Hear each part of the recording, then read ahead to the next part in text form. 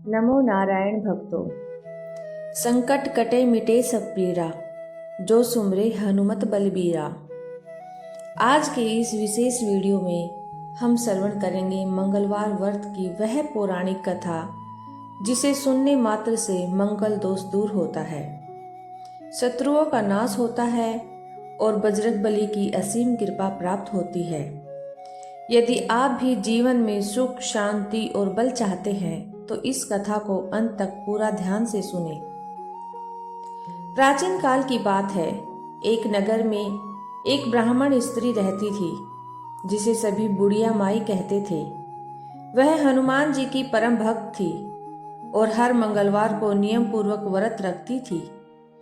उसका एक नियम था, वह मंगलवार को सूर्योदय से पहले उठकर स्नान करती, हनुमान जी की पूजा करती और पूरे दिन उपवास रखती।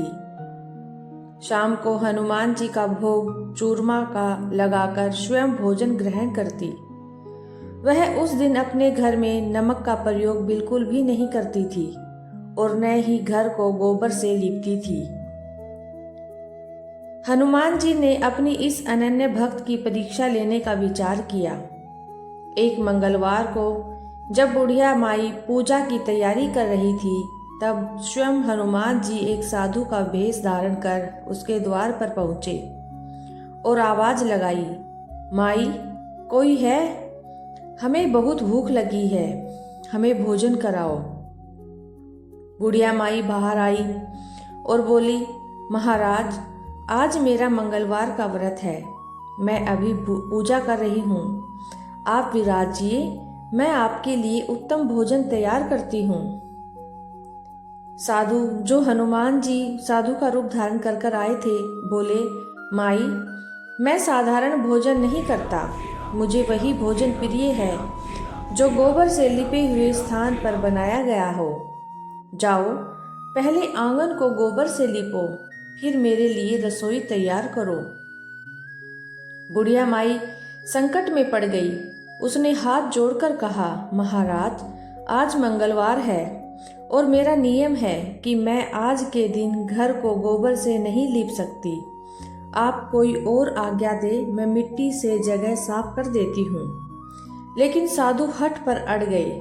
अंत में उन्होंने कहा, ठीक है, यदि तुम लीप नहीं सकती तो अपने बेटे को बुलाओ, मैं उसकी पीठ पर आग जलाकर अपना भोजन बनाऊंगा।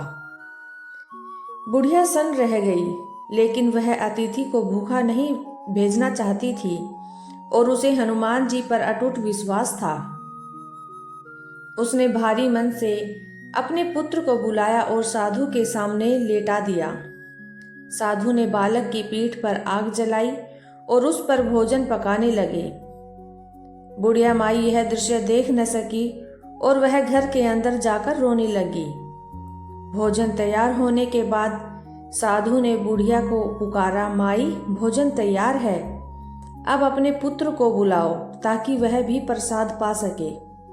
बुढ़िया रोते हुए बोली, महाराज उसे क्यों पुकारते हैं, वह तो अब इस दुनिया में नहीं रहा होगा। लेकिन साधु ने जोर देकर कहा, नहीं माई, उसे पुकारो तो सही। जैसे ही बुढ़िया ने कांपती आवाज में अपने बेटे का नाम पुकारा, चमत्कारी रूप से बालक खेलता हुआ और मुस्कुराता हुआ अपनी मां के पास दौड़कर आ गया। बालक को जीवित और सुरक्षित देखकर बुढ़िया माई के आश्चर्य का ठिकाना न रहा। जब उसने मुड़कर साधु की ओर देखा तो वहां कोई साधु नहीं था, साक्षात पवन पुत्र हनुमान जी अपने दिव्य स्वरूप में प्रकट हो गए। हनुमान जी बोले, माई मैं तेरी भक्ति से अत्यंत प्रसन्न हूँ। तूने धर्म और वचन निभाने के लिए अपने प्रिय पुत्र का भी मोह त्याग दिया। आज से तेरा यह व्रत सफल हुआ।